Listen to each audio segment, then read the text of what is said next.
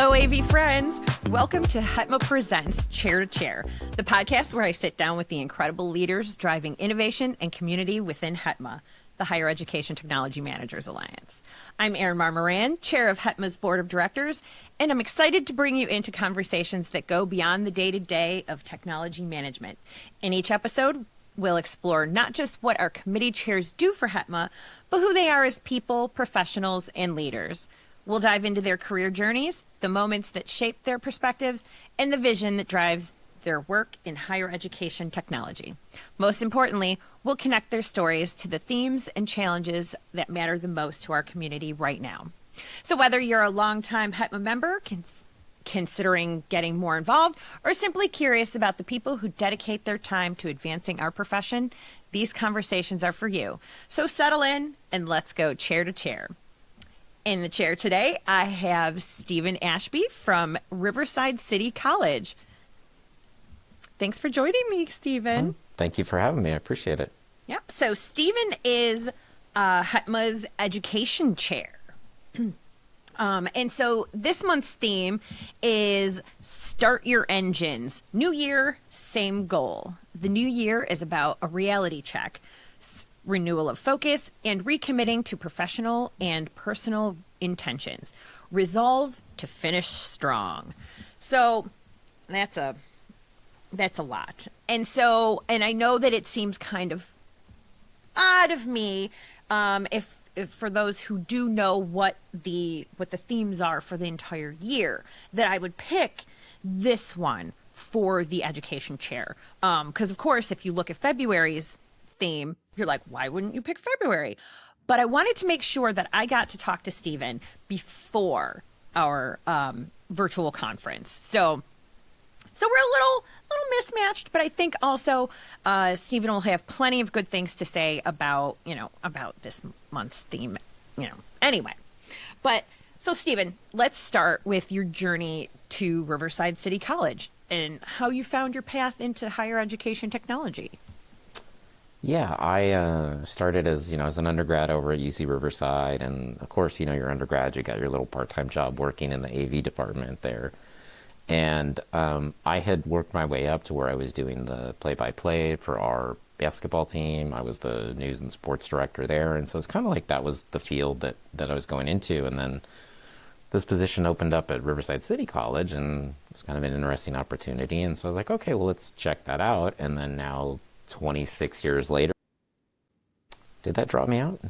And we're back. Yep. We had just talked about network stuff, and I don't know if my network team who's sitting right across from us heard it, and they dropped me out. They're like, but, yeah, let's just show him. Yeah, they're like, well, you want to talk some smack here? There goes your connection. So as I was saying, right, I had as an undergrad at UC Riverside, I was in the AV team there, and it had evolved up to where I was doing the play-by-play for our basketball team and the sports information director for the radio station there. And so this was kind of the field I was always interested in, right, as the little kid taking apart your mom's stereo and getting in trouble for that. And so it's always an interest. And this opened right after I got out of college, and I was like, oh, well, let's check it out. And here, 26 years later, I'm still here, and it's evolved from where we had a single SVGA projector that everybody would fight over to, all of our rooms are high flex, and we're pushing it to the other colleges and making it the standard for our entire district. And, always continuing to grow and evolve, right? When it was like, our dean came to us and she said, all right, there's this new thing called streaming. We're going to start doing that. Like, I need you to learn about it. And so it continues to evolve and grow. And it's always been a nice challenge where there's something new all the time, which I think is the rewarding part about what we do, is something new every year, it seems like. Absolutely. And so as we kick off a new year, what's your mindset coming into 2026? Yeah, I think for me, when I look at that, right, we spend that, we have those 2 weeks in the holiday break where it's there. And after you take a good time to just relax from that, it's, well, what do we want to do? What do we want to accomplish this year? And for me in this institution, it's more of continuing to develop what we have built upon, right? We had, when I first came in here, it was just me. And as I said, we continue to evolve into streaming, and that, well, now there's potentially going to be 4 of us in this position. And so it is, okay, how do we make sure all of our rooms are properly documented? How do we continue to make sure everybody's got the same training? And how do we, a lot of it is we're getting a lot of digital audio stuff that we haven't had before. And it's like, well, okay, how do all of us become experts at Dante? And how do we become experts at AVB? And where do we continue to grow the team so that as the challenges come up, we're prepared for them? And that's where we're focusing on. As we evaluated everybody and we came back and it was like, okay, what training do you need to do? And so we're signing up as a team to get everything strategically and to continue to grow our skill sets for everyone. That's fantastic. And so it is interesting always when there's team growth, because you finally are like, okay, we'll get to do those things that we couldn't do when we were stretched so thin. But then I guarantee before you know it, you're going to feel like you need to grow again, because there's inevitably other things that end up popping up that you're like, how did we do this before with less people? Because now we we need more people. Yeah, there's definitely we've seen an increase in the demand for our services as we've started offering it, and the other colleges are now asking us to come out and to be the professional experts for some of it. There's a kinesiology building we're building at Norco College, which is fantastic, but it's got a gym and it has a couple classrooms and a workout room, and those are very different than standard stuff. And they did this much in the design work for the GC.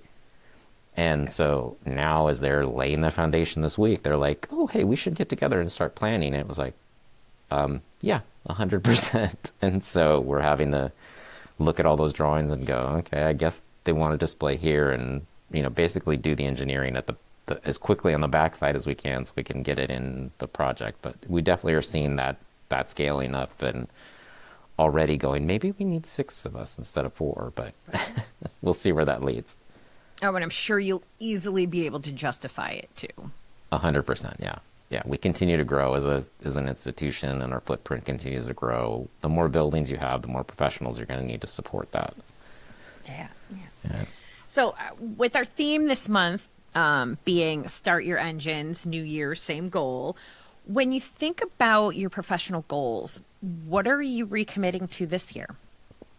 Yeah, for me, it's our standards that we have, right? We have gotten to where we'll go a little bit off of it, but as you know, and all of us know that are in higher ed, right? You tend to run from one fire to the next fire to the next fire without making sure like you stay there and that the fire is totally dissipated. And so we just had something the other day where we had a whole building go down with our networks, which are Netgear switches. And when they came back up, they lost their config. And we had to go room by room and reconfigure them. But we skipped a room. And so when we had to go back and fix that one, all of us were like, oh, what did we have to do here again? And what was that? And so we didn't take that time because of the fire that was there to document it all. And so we as a team sat down and made sure that we documented it all in our team's folder and made everything so that we as a team, if someone's out, can adjust and address it. And that's where we've been lacking the most, that we want to keep continuing to focus on and grow. It's there. Personally for me, it's trying to get more certified and more training, right? It's always that next challenge that's up there. A lot of it's on the audio side of the house, right? As a big video person and programming person. But now it's this like, let's fine tune our audio skills a little bit. We lost somebody to retirement. So it's like, well, let's pick up that skill set in other areas. So that's where I think I need to focus individually, is more on that audio side of the house. Okay. And so, how do you approach the new year differently now versus maybe earlier in your career? Yeah, I think now I'm more intentional about it, right? I understand like it's just a date and time, right? And you can kind of do those reflections at any time, but that 2 weeks is a unique opportunity we have in higher ed where we can then take that break and say, well, where am I at? Where do I potentially want to go? And maybe I want to move into this management role, or no, that's not quite where I want to be. I enjoy this. And, early on it was just like, I'll get 2 weeks. I'm going to rest. I'm going to relax, and then let's go. But as the years have gotten on and the gray has gotten more involved there, it's more reflective in terms of looking down the road while also looking at how do I get there, right? How do I take that journey instead of just kind of following wherever the path leads me? And it's sometimes you get taken in places you don't want if you're just following that path rather than trying to forge your own path. And so I've been very intentional about trying to forge that path for myself so that I go somewhere there, right? It's part of why I got involved here is it's like, well, let's forge that path so we are getting out there, we're getting our names, we get the extra help and assistance that we see that HETMA provides, and it's just a greater community that we support each other that we really need in these kind of positions. Yeah. And the theme this month mentions reality check. How do you know when it's time to adjust your approach versus just stay the course? Yeah, and that's a really good one. And a lot of that is feedback that we see from our users, right? Our user group, from our faculty in that. And it's, we love this, this is great. And sometimes you get this could be a little better, or maybe this isn't exactly what we wanted. And, but we used to we had a manager that's like, just ignore them. It doesn't matter. It's not there. And we would very much buy into that. Like, okay, he's going to back us and protect us. And he did. He would shut down a lot of that. But we've been intentional with listening to it and saying, okay, well, tell me more about that. Help me understand your frustrations with it. And some of it's just training stuff. We weren't doing a good job on our back end of training. But now some of it is like, how can we do a better job of supporting them in their digital endeavors, right? If they want to stream more, they want to just I want to bring in my students remotely while I have students here, all the usual stuff that we deal with, right? But how can we better support that? So we've been very intentional in terms of listening to our users and then being responsive to it in terms of like, oh, well, you can do that, but here's how. So we're making sure that we are intentionally listening, where I think we used to just be like, look, we've got too much. I don't have time for that. And I think we've seen a lot of positivity because of it.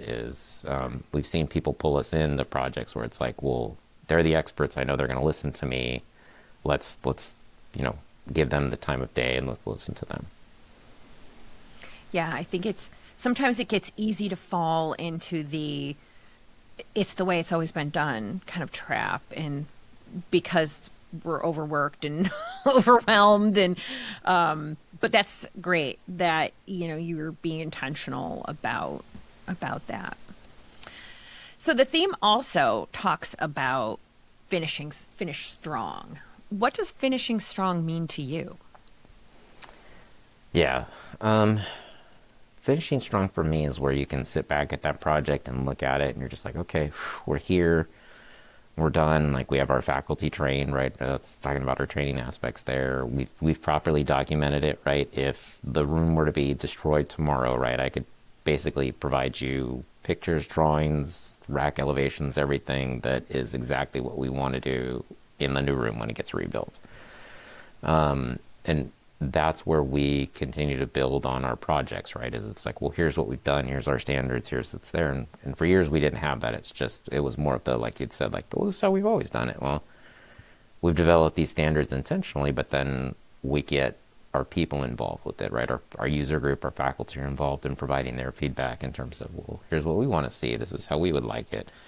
And as we do all of that, it's there, but more, on the personal side of it, right? Finishing strong is making sure you're getting that certification that you're chasing, right? If I want to get to the highest level of Dante, right? I'm not going to go, I've done 1 and 2, I'm good. I know enough to get by, right? No. Enough to be dangerous. Exactly, right?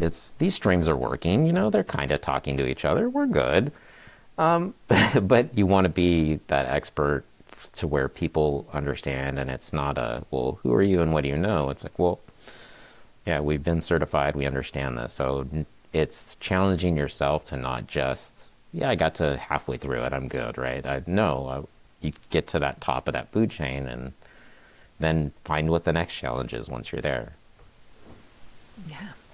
So I'm gonna shift a little bit into more your role with HETMA as the education chair. So can you tell our listeners a little bit, about what the education chair does for HETMA? Like, paint a little picture. Yeah, I don't know. Little picture's accurate for the education chair. There's a lot to the education chair, right? We have to create and manage all the lunch and learns, right? So we go through a process after InfoComm where we start planning for our next kind of year through our lunch and learns and how do we theme it and what's important, and then trying to get our manufacturer partners in and provide their subject matter expertise without being a salesy pitch, right? We don't want them to say, oh, here's the new widget that we have, right? That's not what we're about. It's more of like, come and bring your subject matter expertise as a professional in our industry that also reaches these levels. And so we plan all of those out, and finding our SME, our subject matter experts in those areas, so we can get them and provide greater support to the community. Additionally, right, we plan out the virtual conference with our events chair, and Erin Baker and I have gotten a good tag team back and forth there from Texas to California in terms of working that out. And that's always a good challenge because you're planning 3 days of what's an award-winning conference. And so you need to make sure that you're providing content that's pertinent to everybody that's there, that's going to want to make you take that time away from work, right? Because ultimately we're all sacrificing time from work to sit in a session and potentially learn something, right? If we're sitting there and we're talking about VGA, right, people are going to be like, what are these guys doing, right? It's not relevant to me anymore. It's not relevant to anybody in the industry. So it is, how do you continue to find those leading edges, but find the people that are on that leading edge to provide feedback and content with that. And that's the same thing for our Higher Ed AV Summit at InfoComm, right? We continue to provide cutting edge information sessions on audiovisual, but then how do we continue to keep it pertinent and keep people engaged, right? We've all been at conferences, right? We've been in those full day sessions, and at the end of that 8 hours, you're like, I would rather been programming a room. Like it's exhausting because there's a lot that goes into it. So how do you vary it, but also keep people engaged? And we're going to have a little bit of shift up there that we're excited about on one of the days to try to keep that engagement level up. And we're hopeful that it'll be a good response for the community and team there. And then additionally, we're working on our HEX credential that we're excited about. We're working with Avixa to develop our HEX credential and continue to phase it out. We're getting about this close to launch. It's really close. It's there. And just a couple little things we got to work out. And then once we do that, it helps the higher ed AV community, right? We have an extra credential that shows, yes, you are a credentialed individual that's got AV qualifications.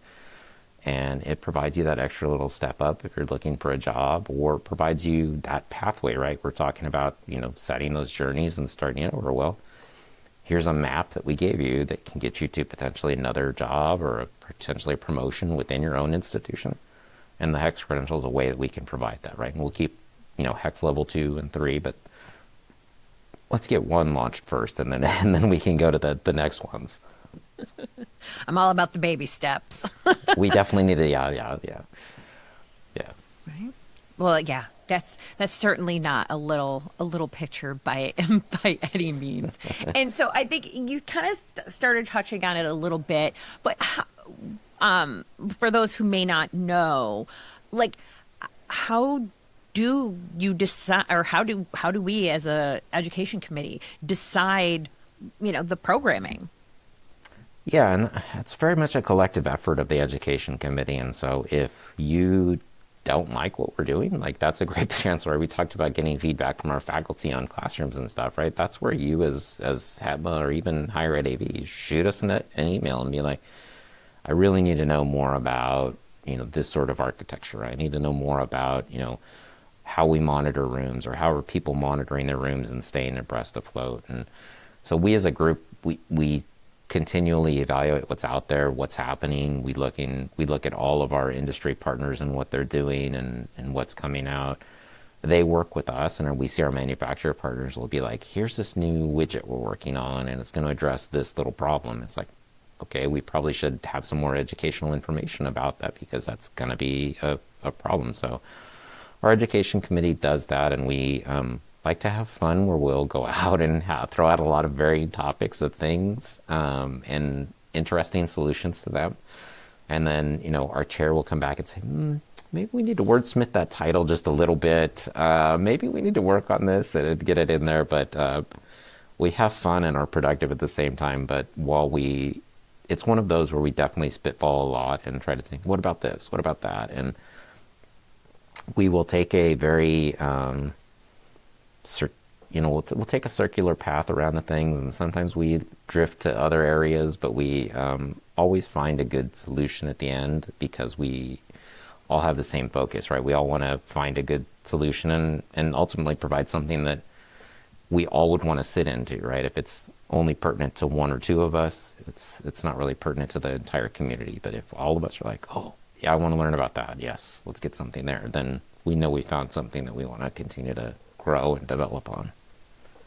Yeah, the education committee is very much by us, for us. Like, it definitely, all the topics are ones that come out of either, any sort of feedback or requests from the community. So we want to make sure that we're staying on top of the topics people want to learn about. Yeah.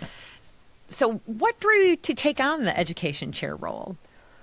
Yeah, I mean, as we were talking about, it was one of those trying to grow and reflect on your career and where you want to be. And I had felt I was just stuck up to my boots in just where I was at, right? I wasn't doing anything. I wasn't there.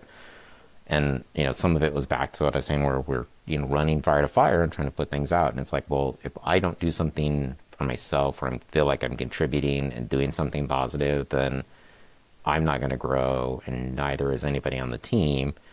And so that's, I kind of was like, well, let's wait till we finish upgrading these 185 rooms, and then we'll get to where I can volunteer for some stuff. And as we completed it, and we're still doing some fine tweaking of all those rooms, but it was one of those where I'd reached out and said I could probably take this on, and then, you saw everything that it entailed, and it was like, okay, well, it's quite a bit, but it's rewarding to provide back to a lot of people that have helped me along the way, but also where we get information, right? We learn about some of the cutting edge stuff that people are doing that we might not have known about if I hadn't gotten involved. And I think that's where we as RCC benefit, but also where I can provide benefit to the community, is bringing that information to everybody as a whole. And that's definitely a rewarding thing for all of us. Yeah. So is there anything that has been surprising since taking on the chair role? Surprising. No, I mean, it's all been interesting to say the least. But I think it's the general sense, like it's you as you start to have people in meetings and that you get you have those sessions where it's like, oh my goodness, right? We had someone the other day that had a contractor put 480 volts of electricity into one of their buildings and just totally fry everything, right? And we had somebody do 140, and I was like, oh, wow, that 140 was pretty good after that, after comparing it. So some of the sharing of those commonalities, I think, it wasn't surprising, but it was just nice that we were able to come into that environment and collectively share some of the frustrations that we feel, and note that it's not just you. And sometimes when you feel like you're on an island, you do feel alone, but that's the community that we've created. And maybe that's the most surprising aspect of it, is that we all just are accepting, and it's like, come give me your frustration. You're like, oh, I had that the other day. And we see that a lot on the community, where it's just like, yeah, here it is. Or even if you post up, hey, I'm having a challenge in this area or whatever, and everybody wants to jump in and provide support and help. And that's just great for all of us. That's really a positive thing. Absolutely. So let's shift to talk specifically about the upcoming HETMA Virtual Conference. This is probably, this is one of our signature initiatives for HETMA. It's one that, many members kind of state as being the sort of the entryway for them into HETMA, that kind of really roped them in to stick around and get more involved, myself included. So what's the vision for this year? What have we got going on? A lot. I mean, we're excited this year. I think there's a lot that we have going on. A lot of good stuff that's being planned.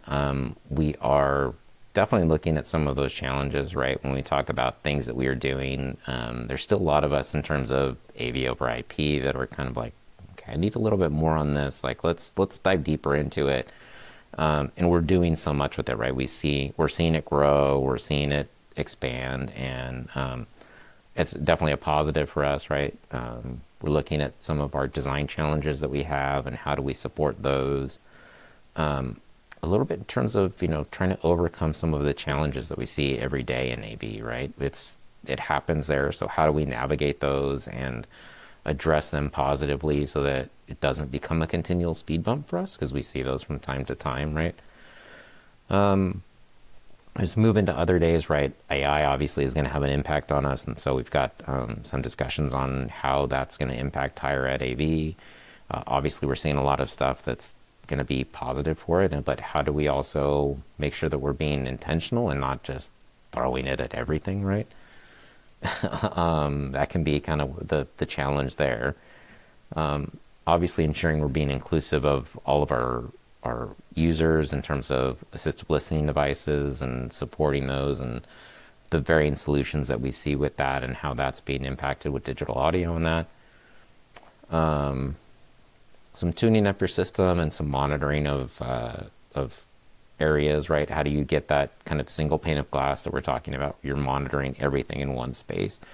That's obviously a challenge for all of us because we have, this manufacturer over here and this one over here, and they don't want to talk to each other. So how do you ensure you're continually monitoring those?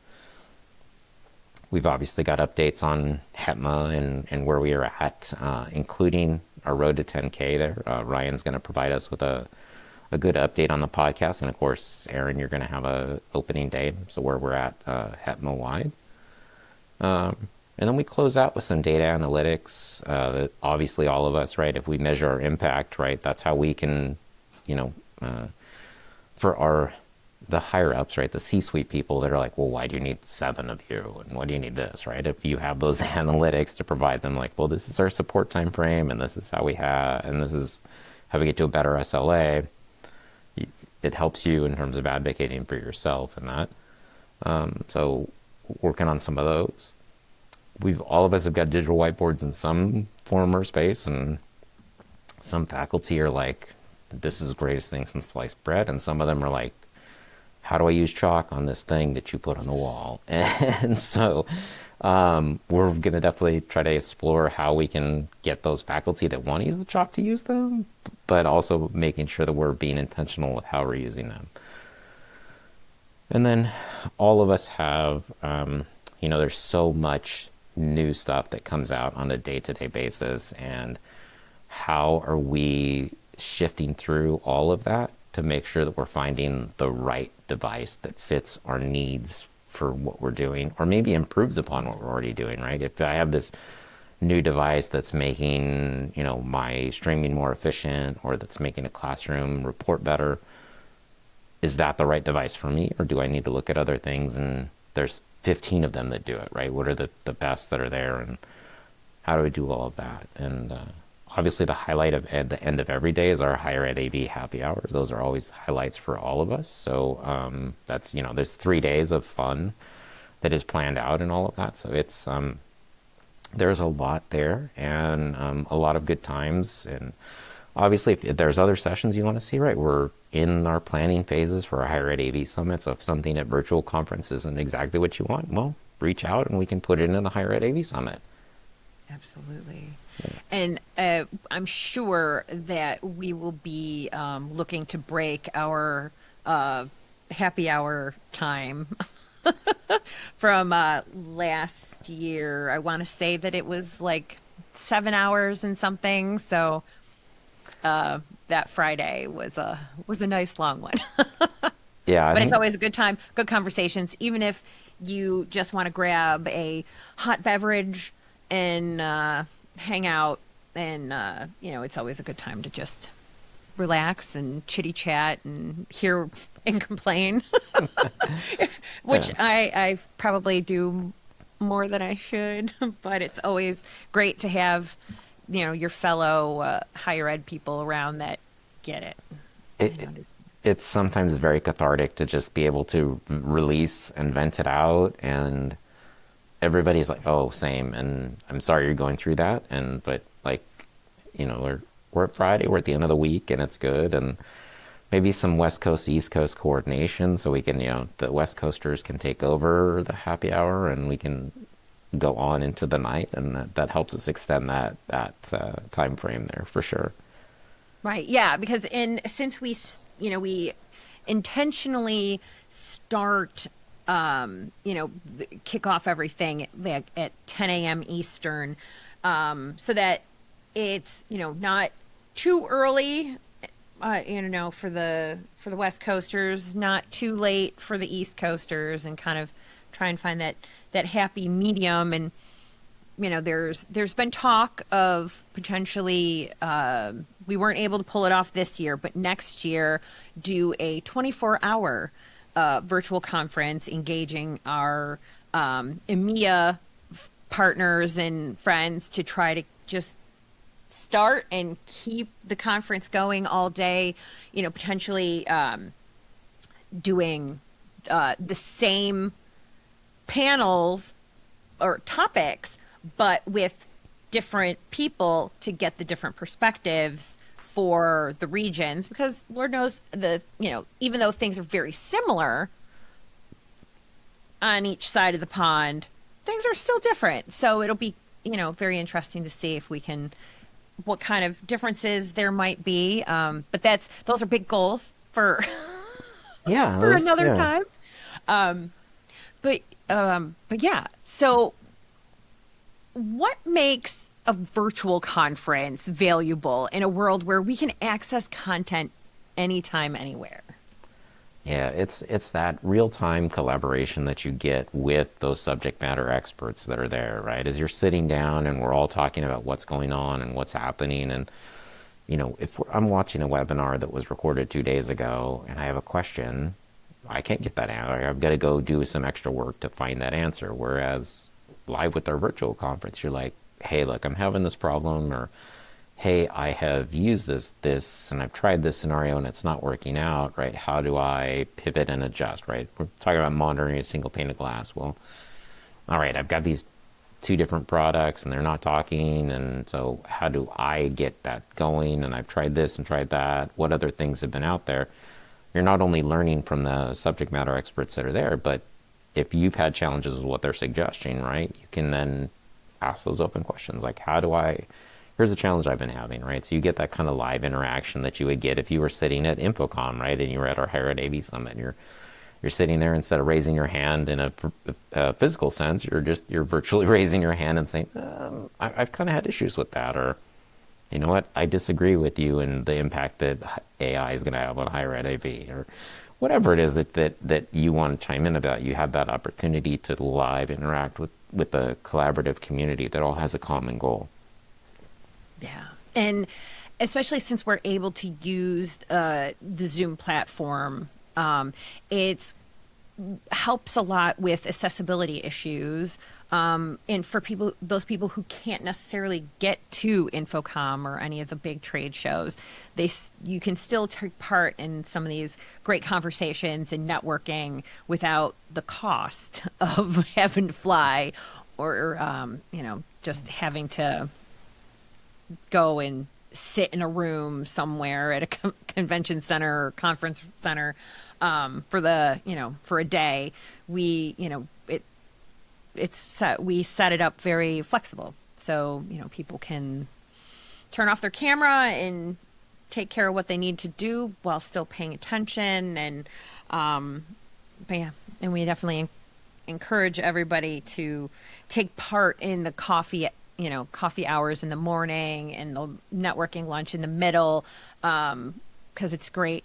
Those times are great for those conversations of like, what are you doing? I'm having this problem, and those kinds of things. But yeah, and don't be afraid to ask those questions, right? It's all of us have been there, all of us have had those challenges, and if you don't speak up, then you're never going to get that question answered, or you're never going to get that challenge addressed, right?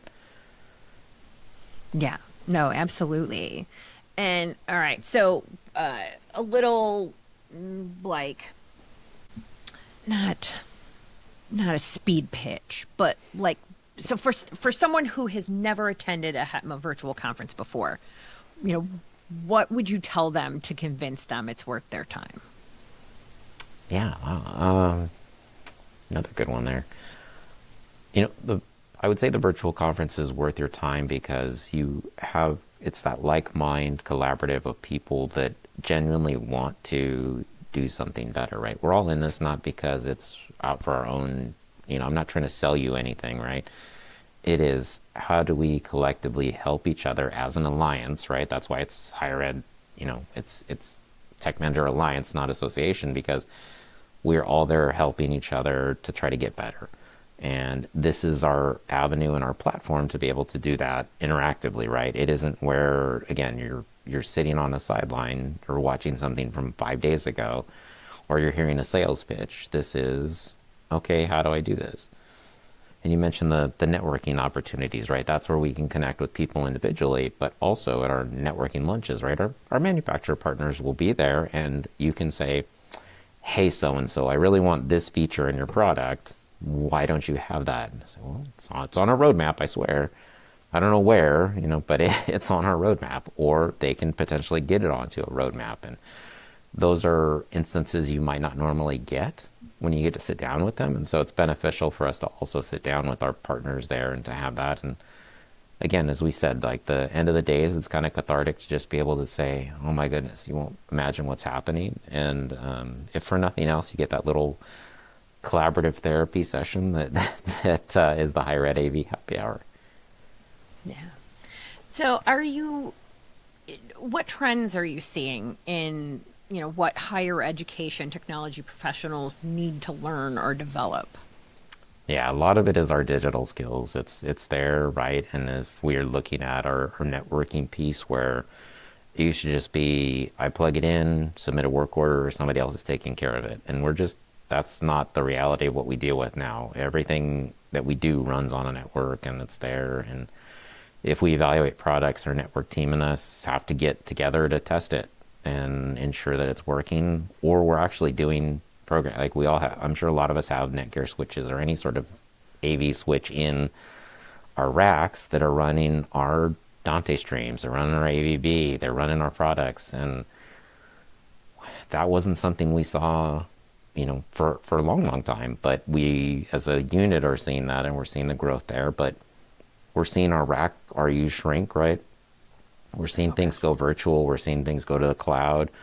And as we see that, right, we have to get more intentional about our communications and how they're going out, and ensuring that we understand what is happening in the cloud, and how AI is supporting us in those, or how it may not be supporting us in those. So it's very much a digital trend, and how you grow and collaborate and support that is a lot of what we're seeing. Yeah. And so for listeners who are thinking about their own professional development this year, what's one thing you think they should commit to? Well, definitely the HEX credential, right? I mean, you've got to jump on that. Once it gets launched, it's going to be like, yeah, we're going to be just out there. Yeah, but I mean, after and that. While we're at it, do you want to explain a little bit about how the HEX credential is going to work?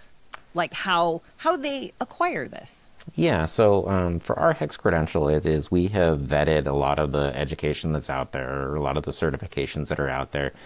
And when we look at our level 1 of our HEX certification, that is basically if you were starting out in the industry, right? You're becoming from that little student at UC Riverside that was pushing around an AV cart to an engineer. How do you get to that path? Well, level 1, right, we need you to have, some audio training, right? We need you to have some basic Netgear training, right? The basics of audiovisual, so you understand the room, and why do I have this size screen in this room, and those basic levels of how do you do your job.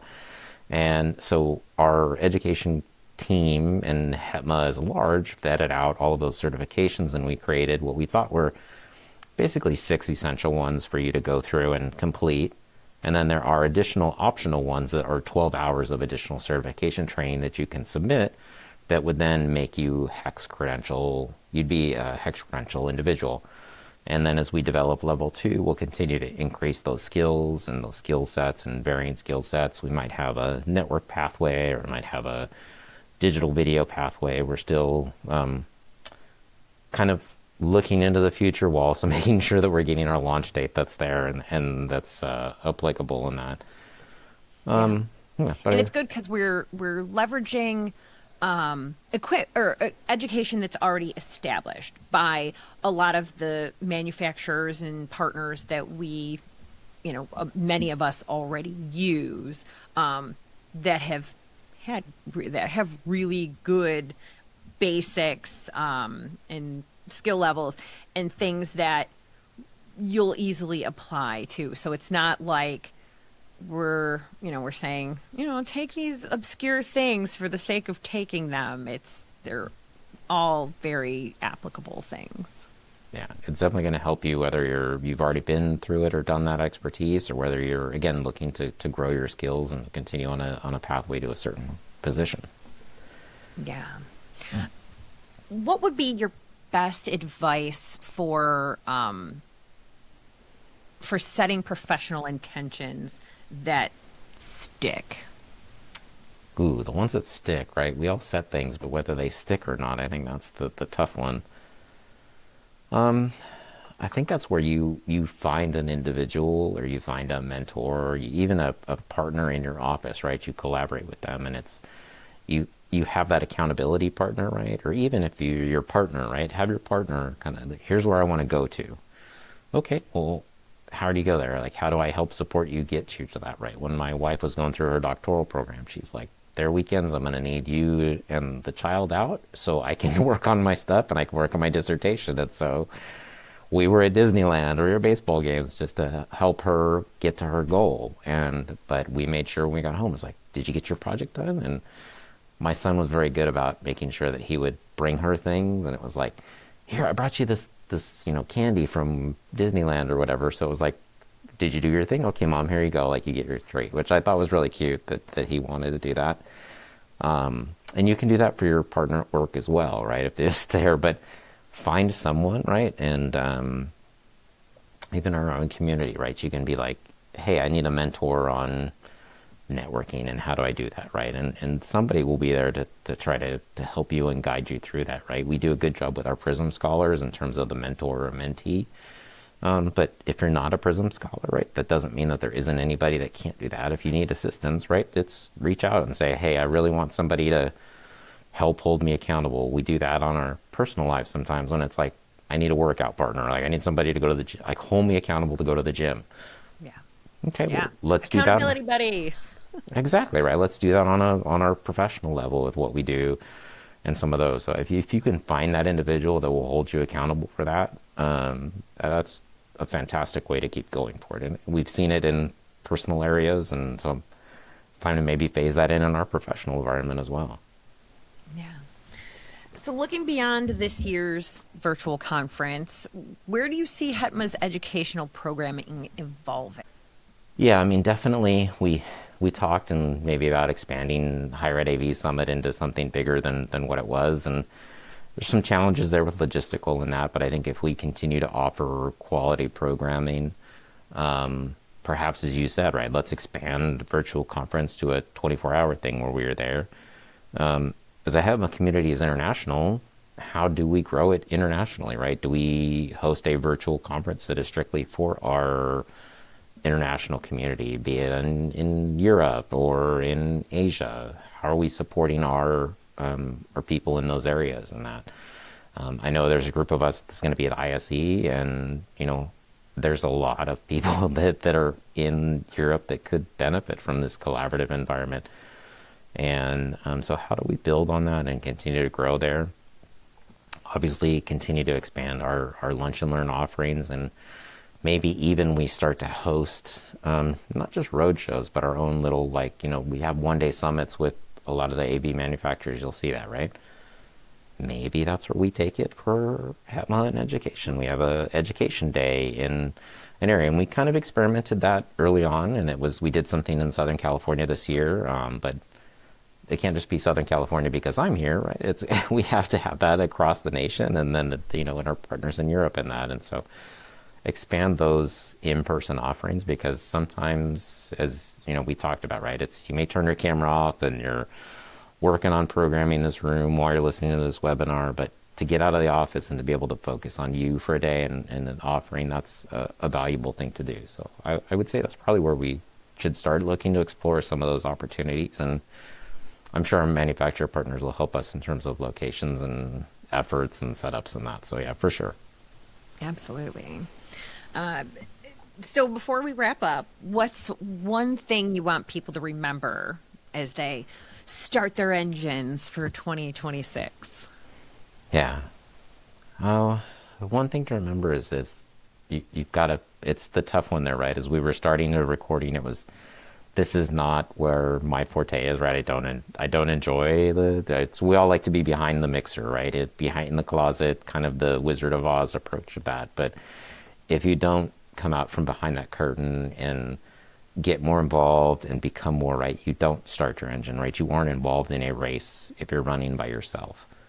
And as we continue to work together, and we're working together, but we're collaboratively trying to reach a goal, right? If Erin gets there before I do, that's great, but then she can help pull me along as the way, right? I say that a lot when I talk to my fellow classified professionals here at the stuff, is like, if we lock arms and we raise each other together, we rise up together. We don't just rise individually, right? I don't need to put you down to raise myself up. I need to hold your hand and pull you up so we all can be up together. And that's where we really have a power as an AV community, is if we have that mindset, that's how you really get your engine started, is you're working together. Oh, that was so good. So how can our listeners connect with you or get more involved with HETMA's educational initiatives? Yeah, you can email me, of course. It's education@hetma.org, and feel free to, say, hey, that was a horrible podcast. I love that. It's, give me those feedbacks as well. But our education committee meeting is every Thursday at 12 Pacific. And so if you're on the West Coast, you want to take a lunch, or you're on the East Coast and it's the end of the day and you're frustrated and you want to come on and vent those frustrations, that we have some time for that as well. It's kind of become our official start of the meeting.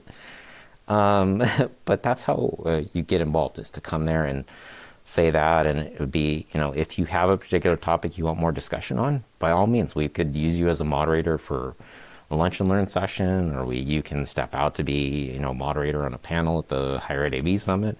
And those are really opportunities for us to grow as a community.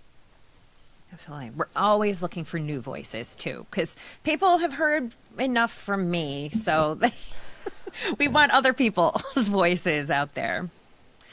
Well, thank you so much, Stephen, for joining and sharing your insights on renewal, commitment, and what it really means to finish strong. Your dedication to HETMA's educational mission and your thoughtful approach to professional development reminds us all that starting our engines for this new year isn't about perfection. It's about refocusing on what truly matters and recommitting to the journey. To everyone listening, I hope this conversation has inspired you to do your own reality check, and not in a discouraging way, but in a way that helps you realign your professional intentions and find renewed energy for the work ahead. As Stephen reminded us, the new year isn't about doing all these new things. It's about committing to, what you've already built on with fresh perspective and sustainable practices. So, and speaking of commitments, and if you're serious about your professional development this year, I strongly encourage you to register for HETMA's upcoming virtual conference. Stephen and his committee have created programming that's specifically designed to help higher education professionals grow, connect, and tackle the real challenges we're facing. This isn't just another conference, it's an investment in your future and your ability to serve your campus community with excellence. So be sure to join us via Zoom, February 18th, 19th, and 20th.